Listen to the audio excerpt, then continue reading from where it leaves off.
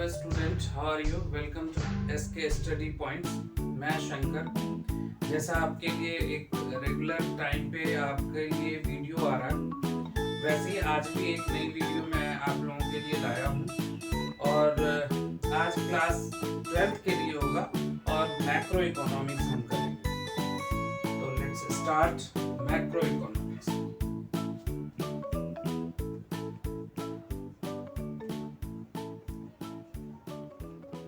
Macro economics class 12th, और आज हम करने वाले हैं money and banking.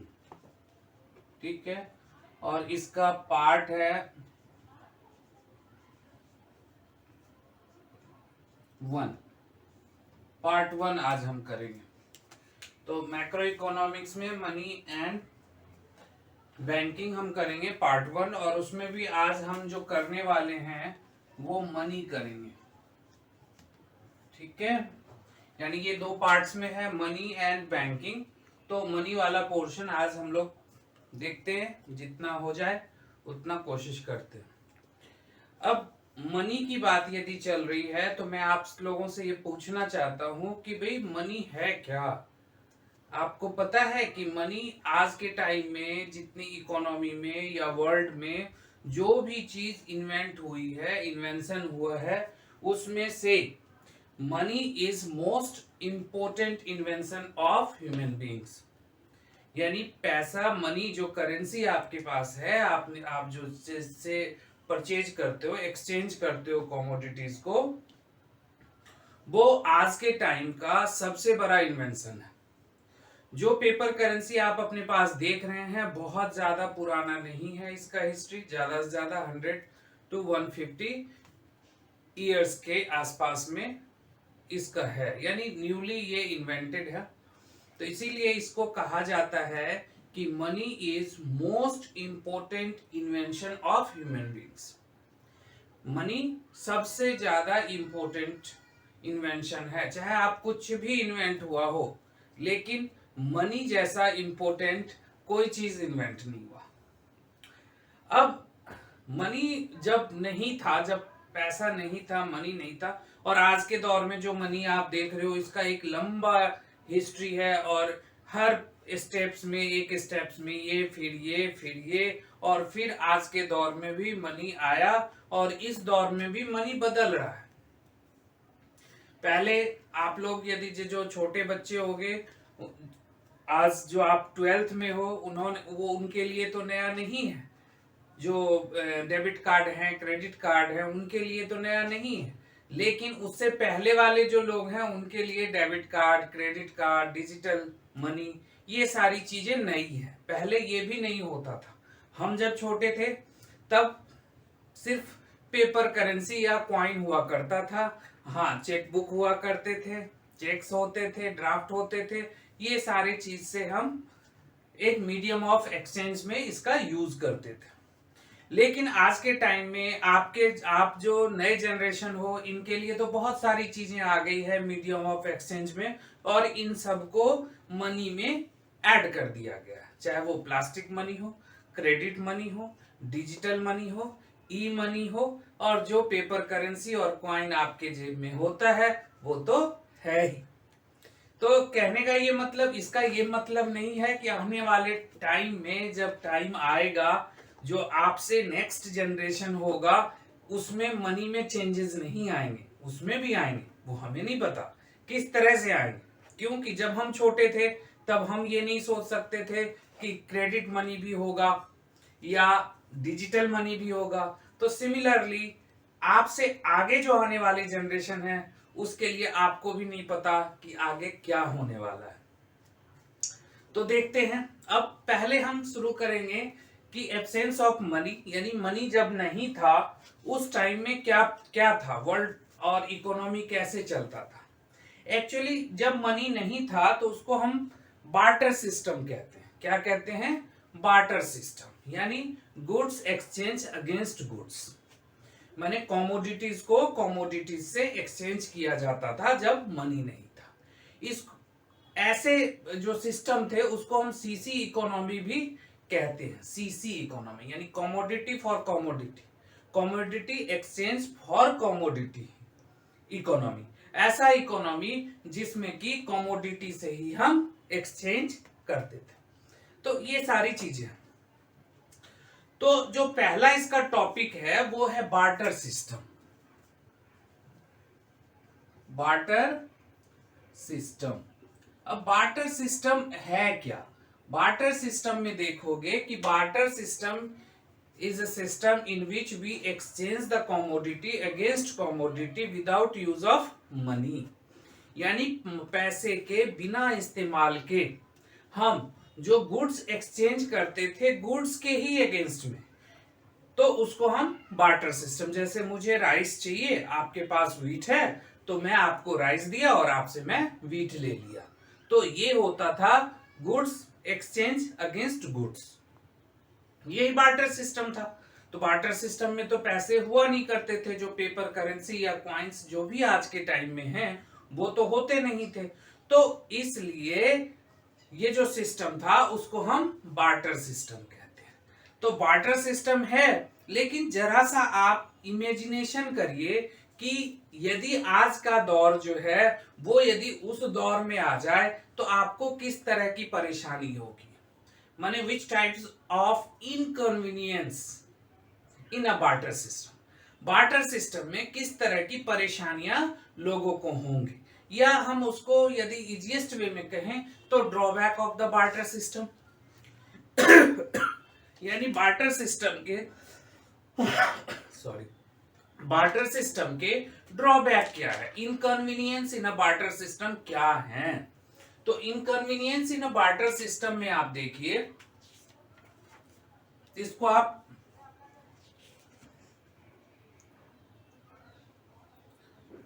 Inconvenience of barter system, barter system, या इसको आप drawback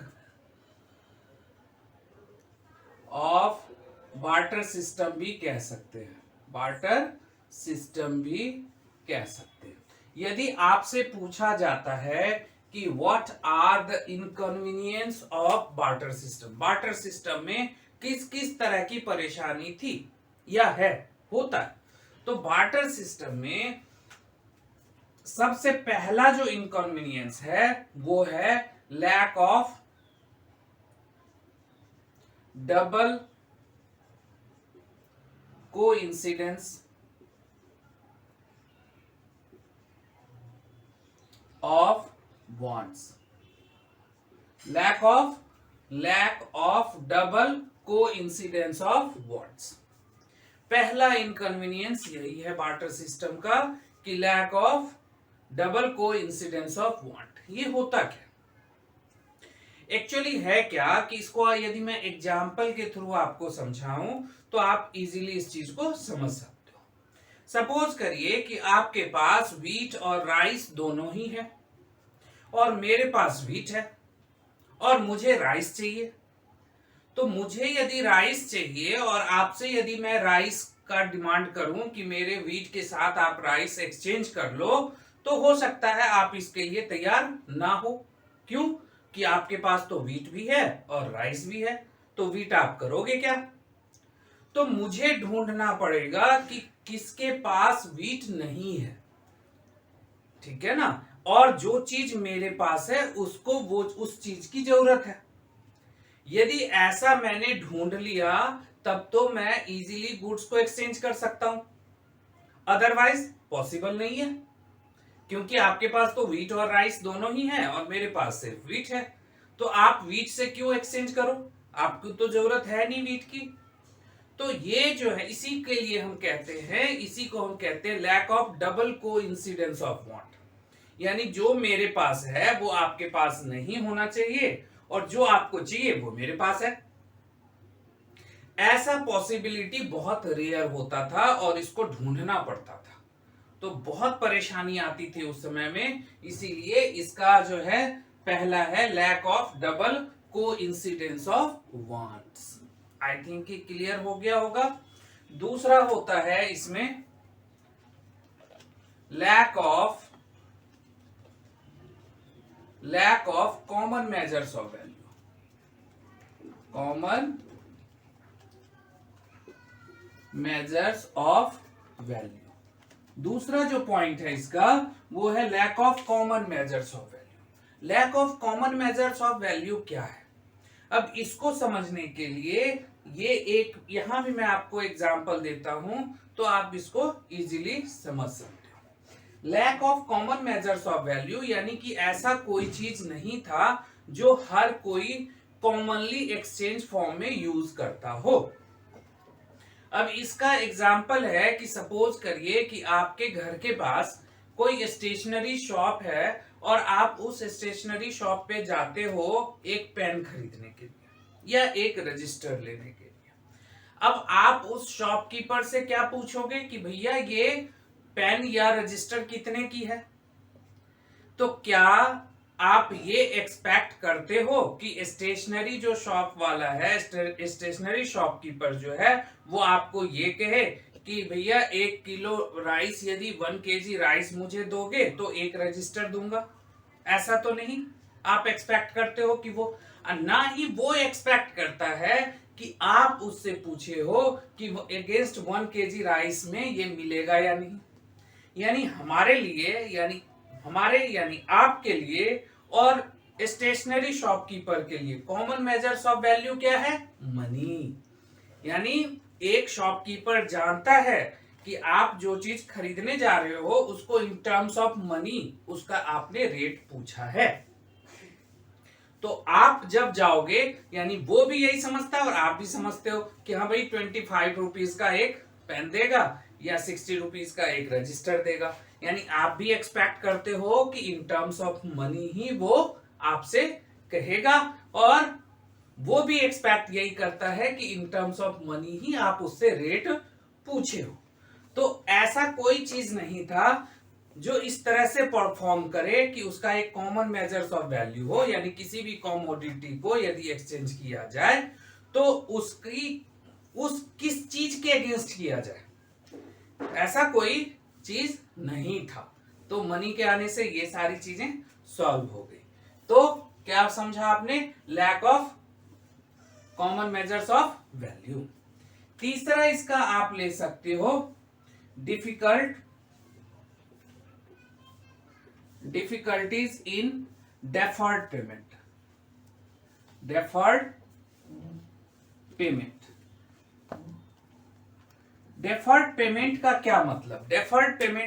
difficulties in deferred payment. Deferred payment का क्या मतलब? डेफर्ड पेमेंट का मतलब होता है फ्यूचर पेमेंट। क्या? Future payment. ये बहुत बड़ी परेशानी थी बार्टर सिस्टम में कि जो आपने यदि किसी से कोई चीज उधार लिया तो उसको वापस कितना करना है, क्योंकि इसका कोई कैलकुलेशन नहीं था, क्योंकि मनी नहीं था कि आपको रिटर्न कितना करना है। लेकिन आज के टाइम में यदि हम किसी बैंक से या किसी से लोन लेते हैं तो हमें पता होता है कि मंथली ईएमआई हमारी क्या जाएगी, उसको कितने किस्तों में हमें पैसे वापस करने हैं। यानी कि nowadays we can easily calculate the EMI. हम आज के टाइम में ईएमआई इजीली कैलकुलेट कर लेते हैं। क्यों? कि आज के टाइम में मनी है और उस टाइम में मनी था नहीं, इसलिए ये हमें पता नहीं था कि हम यदि किसी से कुछ लिए हैं तो उसको हमें वापस कितना जोड़ के उसको वापस करना है। यानी कि डिफिकल्टी इन डेफर्ड पेमेंट। उसके बाद फोर्थ हो गया आपको कि डिफिकल्ट इन स्टोर। उस टाइम में जो कुछ भी आपके पास कमोडिटीज होता था उसकी स्टोर करने की कैपेसिटी नहीं थी, स्टोर वैल्यू नहीं था।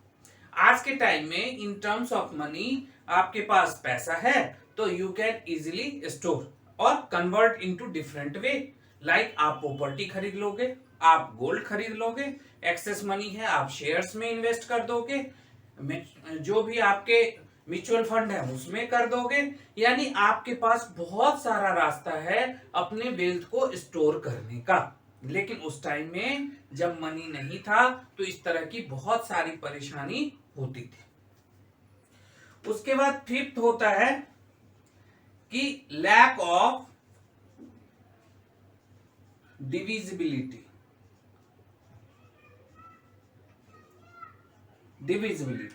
लैक ऑफ डिविजिबिलिटी यानी कि किसी चीज को माने टुकड़े में देना। इसको भी आप एग्जाम्पल में अच्छे से समझ सकते हो। सपोज करिए कि एक शू मेकर है, वो उसको 1 मीटर ऑफ क्लॉथ चाहिए या एक कपड़े का टुकड़ा चाहिए।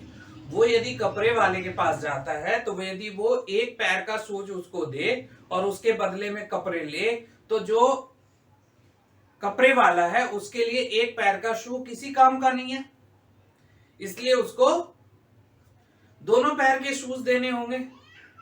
या आपके पास मान लीजिए कैटल है, आप कैटल के साथ एक्सचेंज कर सकते हो। यदि एक्सचेंज करते हो तो यदि छोटा सा भी कोई सामान है तो आपको पूरी कैटल देनी होगी। ये तो आप नहीं कहोगे कि मैं आगे से उसका ये काट के दे रहा हूं या पूंछ काट के दे रहा हूं या पैर काट के दे रहा हूं, ऐसा तो पॉसिबल नहीं है ना, क्योंकि वो तो जानवर मर जाएगा बेचारा।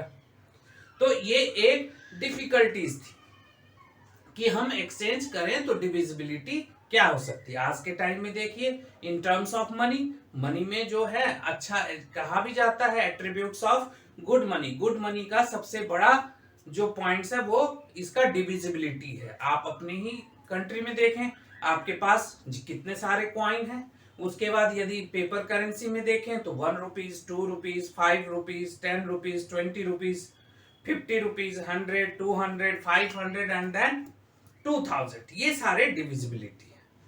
डिविजिबिलिटी का क्या मतलब कि सपोज करिए आप सामान लेने गए और सामान आपको आपके पास आपके पॉकेट में 100 रुपीज है।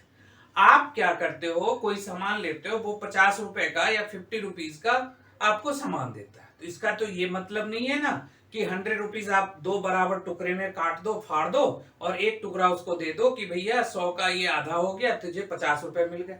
पॉसिबल तो नहीं है, आप ऐसे तो नहीं कर सकते हो। करोगे क्या, आप उसको 100 रुपए दोगे, वो 50 रुपीज आपको वापिस दे देगा। यही डिविजिबिलिटी है।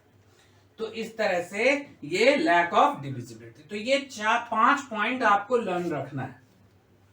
क्या? Lack of double coincidence of want, lack of common measures of value, या डिफिकल्ट इन डेफर्ड पेमेंट, या डिफिकल्टीज इन स्टोर, और लैक ऑफ डिविजिबिलिटी। ये 5 पॉइंट ही इसका ड्रॉबैक है, इसका बार्टर सिस्टम का। तो आपने बार्टर सिस्टम समझ लिया और ड्रॉबैक इसका समझ लिया। अब हम लोग जरा सा मनी में चलते हैं। तो जैसा मैंने आपसे कहा कि बार्टर सिस्टम की सारी चीजें आपने देखा। अब हमारा होगा मनी। मनी का हम पूरा ही आज जरा सा मैं आपको मनी का हिंट दे देता हूँ, फिर नेक्स्ट वीडियो में आपको टाइप्स ऑफ मनी बताऊंगा। मनी की जो बात है, मनी में आप देखोगे कि मनी का डेफिनेशंस बहुत सारे जो इकोनॉमिस्ट हैं और थिंकर हैं उन्होंने मनी को डिफाइन किया। लेकिन टाइम बीइंग जैसे जैसे समय बीतता गया, मनी के फंक्शंस में एडिशनल कुछ न कुछ आता गया और एग्जैक्ट डेफिनेशन मनी का नहीं मिला।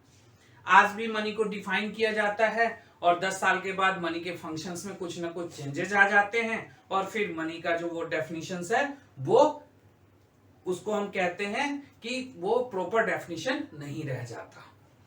अब आप देखोगे कि एक ऐसा मनी का डेफिनेशंस जो सदाबहार है, उसको हम सदाबहार डेफिनेशंस कहते हैं। उसको हम ना तो डेफिनेशन कह सकते हैं और ना ही उसको गलत कर सकते हैं, और है भी सही। एक ऐसा डेफिनेशन जो कभी भी गलत नहीं है और कभी भी सही भी नहीं है। तो अब ऐसा डेफिनेशन क्या है? तो मनी का जो डेफिनेशन है, मनी का डेफिनेशन कहते हैं कि money is that which money does. Money का डेफिनेशन क्या हो गया कि money is that which money does, यानी पैसा वो है जो पैसे का काम करे। तो भाई यहां तो वही क्वेश्चन रह गया, तो फिर पैसा क्या है? पैसा वो है जो पैसे का काम करे। Money is that which money does. तो पैसे का काम क्या है? तो इस डेफिनेशंस को सपोर्ट करने के लिए इसके फंक्शंस जरूरी हैं, यानी it's the functional definitions of money, functional definitions of money. तो money is that which money does, पैसा वो है जो पैसे का काम करे। अब इसमें मनी का क्या फंक्शन है भाई? तो पहला इसका हो गया फॉर एक्सचेंज, फॉर एक्सचेंज, ठीक है। अब ये फॉर एक्सचेंज आपको अभी अभी बताया हूं, ड्रॉबैक ऑफ मनी, जो ड्रॉबैक है उसके हिसाब से ही ये आ गया। दूसरा for common measures of value. तीसरा इसका आ जाएगा कि for deferred payment, for deferred payment. चौथा फोर्थ इसका पॉइंट हो जाएगा फॉर स्टोर, यानी इसको हम कह सकते हैं कि मनी फंक्शन इज आर 4। इसके फंक्शंस कितने हो गए? ये 4 फंक्शंस हो गए। मनी का क्या है? 4 फंक्शंस। फॉर एक्सचेंज, आप पैसे से कुछ भी एक्सचेंज कर सकते हो। कॉमन मेजर्स ऑफ वैल्यू, आज के टाइम में हम यदि मार्केट में जाएं तो ये कॉमन मेजर्स ऑफ वैल्यू है। और फॉर डेफर्ड पेमेंट, यानी कि फ्यूचर पेमेंट में हम इसका इस्तेमाल करते हैं। और for store of wealth, wealth को स्टोर करने में हम मनी का इस्तेमाल करते हैं। तो मनी का डेफिनेशन समझ लिया आपने, money is that which money does. तो मनी डज यानी क्या करता है मनी? तो ये 4 चीजें मनी करता है। तो जो ये 4 चीजें करेगा वो मनी होगा, यानी for exchange, for common measures of value, for deferred payment and for store. तो ये हो गया मनी। आगे हम और नेक्स्ट वीडियो में हम आपके लिए आगे जितने भी मनी के पोर्शंस बचे हुए हैं वो कवर करा देता हूं। तो ये तो हो गया बार्टर सिस्टम और मनी के डेफिनेशंस। तो आज तो इतना ही। जिन स्टूडेंट्स ने अभी तक सब्सक्राइब नहीं किया वो सब्सक्राइब करें, शेयर करें, लाइक करें और कमेंट तो करें ही, जिससे कि हमें पता लगे कि आप लोग कितने अच्छे से एंजॉय कर रहे हो, समझ रहे हो हमारे इकोनॉमिक्स के कंसेप्ट को। तो मिलते हैं फिर नेक्स्ट वीडियो में।